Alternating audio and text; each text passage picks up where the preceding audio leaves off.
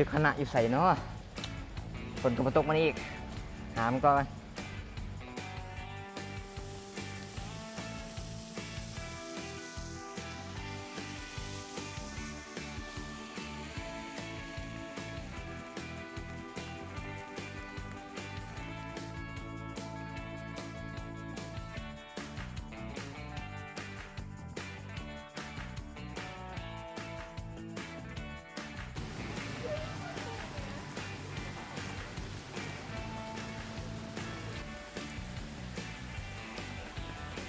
เอ้าขนาดเดียวกันด้วยนี่เดินทางออกมาได้สบายดี เจ้าก็ไปดี ตึก FS ย่างไปทางไหนเนาะไอ้ นั่งไปชื่อเลยประมาณ1 กิโลเราเลี้ยวซ้าย โอ้โดยขอบใจ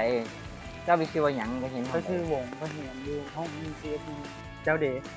ค่อยซื้อสันเด้อค่อยเห็นที่ห้องเดียวกับเจ้าเลย ทั้งชั้นเราเขาไปซ่อห้องนำกัน โอเคไป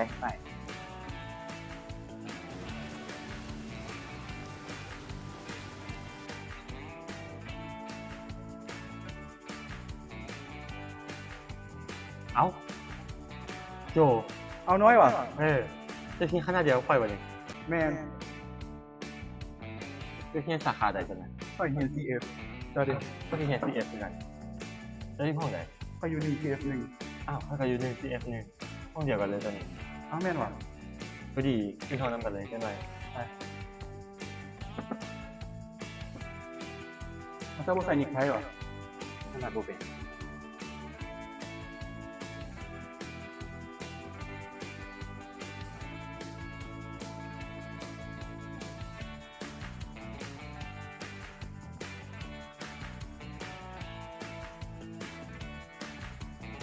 เป็นมีคนนั่งนำแล้วอ่ะ บอกว่ามีนั่งรถ ได้บ่ โดย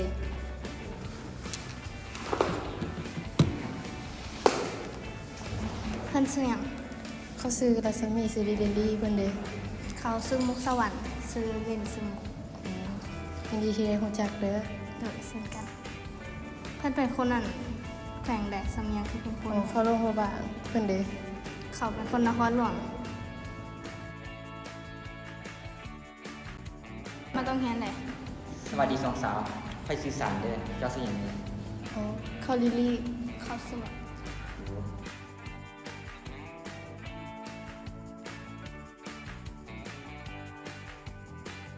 สองบาวที่เข้ามาเด็กแต่ละคนซื้ออย่างแน่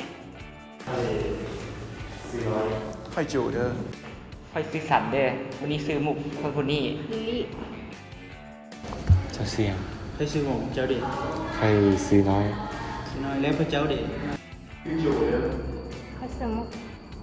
ลิลลี่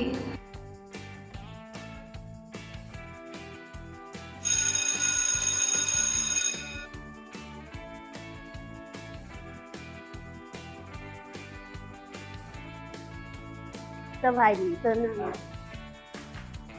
ก่อนอื่นอาจารย์ขอแนะนำตัวว่าอาจารย์คืออาจารย์ทูเดอร์เด้อได้สอนวิชามนุษยสัมพันธ์กับคณิตศาสตร์ อาจารย์ขอถามแน่ว่าพวกน้องคิดว่ามนุษยสัมพันธ์เป็นหยัง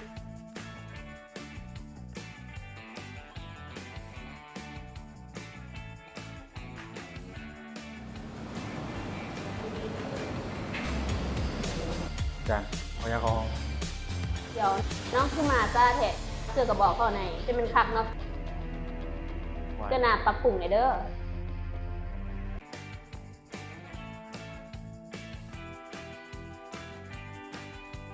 เด้อมื้อนี้มีนักเรียนเข้าใหม่มา2 คนเด้อพวกน้องแนะนำตัวให้หมู่ฮู้หยัง สบายดีทุกคนควายคือฟอสเป็นนักเรียนที่มาจากประเทศจีน สวัสดีคอยซื้อพระคุณมาจากทางนอน จากเข้าห้องไหน เป็นอย่างเจ้าขึ้นมาจ้าอีกแล้วมื้อนี้ช้ากับเมื่อวานนี้อีก ขี่รถหัว จัดบ่ให้เข้าห้อง น้ำนี่เลย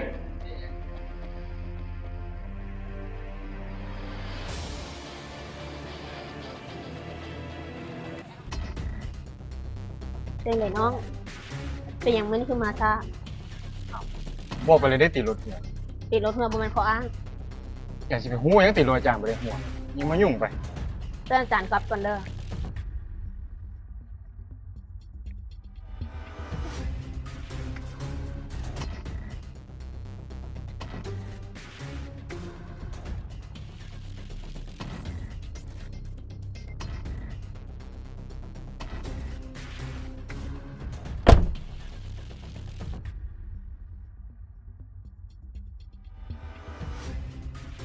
คันนี้นี่ตัว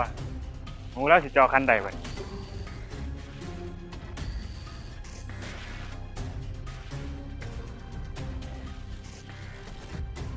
มันได้กินยังโมโหคือกันไปกินยังเราก็โมโหคือกัน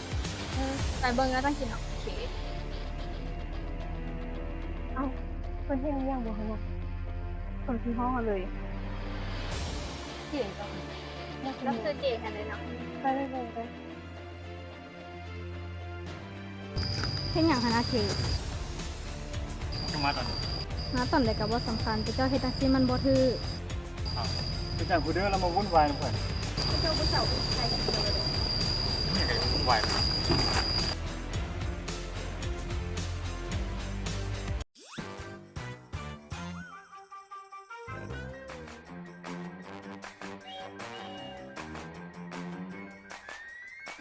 นี่เดี๋ยวคอยโซ่นี่เห็นบอนี่คุณห้องแล้วนี่เกือบขึ้น3 ดาวแล้วนี่กันไปดาวเต็มดาว10 ดาวพอดีแคนดี้30ปีเก็บบอ10 ดาว10 ดาว10 ดาว10 ดาว9 ดาว8 ดาวจะอัพไปได้เวียอัพไปซื้อนี่คอยจะโซ่ไอ้ยังนำนี่ คือว่าได้เด็ดมิตรภาพ10 ปีของเขาไม่ได้มีความหมายอะไรเลยกลัวกับจริงนี้มึงอย่าเสือก เฮ้ยเอาสักกระสับไหมเฮ้ย มึงปกป้องมันหน่อยดิมึงมีอย่างเดียวกูแล้วมึงนี่มึงญาติมึงกูหันสแต็กอย่างเอาแล้วกูขาดมึงใหญ่สุดเลยเดี๋ยวนี้มึงยุ่งอะไรมึงกูมึงนี่มึงปกป้องหันสแต็กเลยเดี๋ยวนี้สองเทื่อเด้อมึงเด้อมึงนี่ จะเย็นก่อนเจก่อนเจ้าจะโทษคนอื่นจะโทษตัวเองแล้วหรือยัง ถ้าเจ้ายังเห็นตัวแบบนี้สุดท้ายแล้วเจ้าสิบเหลือไปเลย ปล่อยไป เจ นี่ทีนี้เป็นจะค่อยเลยเด้ ค่อยบูว่าค่อยให้อย่างผิด มันผิดตั้งแต่เจ้าเข้ามาแล้ว ค่อยประทับใจญาติที่มีมาจากเจ้าเขาเป็นหมู่กับบ่ได้หว่า ผู้ใดกับผู้ใด เจ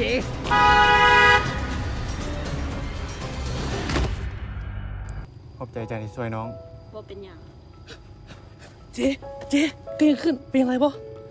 กูว่าเป็นอย่างไรอาจารย์ช่วยกูไว้ เห็นบ่ยังมีหลายคนที่เป็นห่วงน้อง ยังมีหมู่เพื่อนยังมีพ่อแม่มาเริ่มต้นกันใหม่เนาะเป็นบ่เท่าสัน ค่อยจะพยายามเป็นหมู่ที่ดีให้โอกาสค่อยแน่ เพื่อด่าเจ้าขนาดนั้นเจ้ายังโมซังก็ใช่ปะเจ้ายังจะเป็นมูลของใครอีกวัน แม่นแล้ว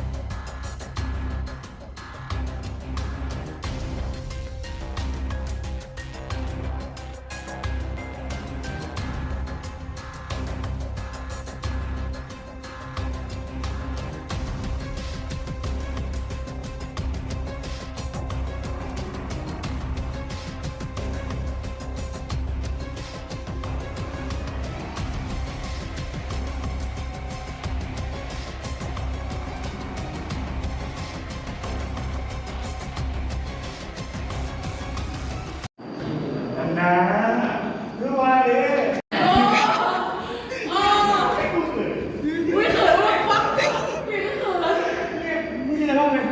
แล้วก็คนหมดเลย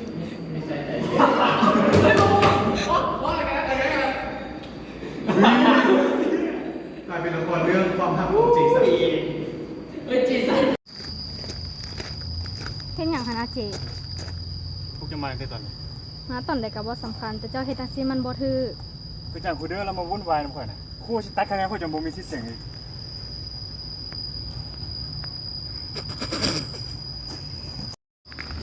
เฮ็ดหยังคณะเจ พวกจะมาในตอนนี้ มาตอนใดก็บ่สำคัญดอกแต่เจ้าที่เฮ็ดซี่มันบ่ถือ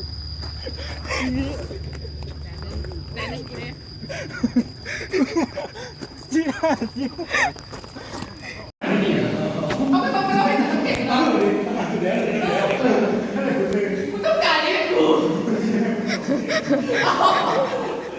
เอา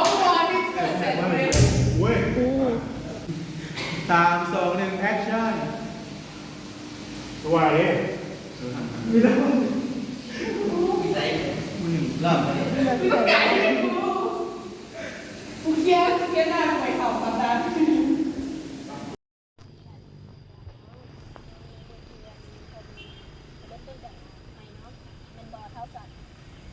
ใครจะไม่งัดโมดี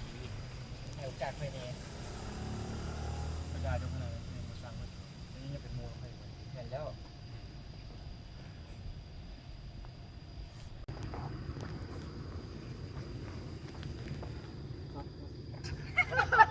ไม่ใช่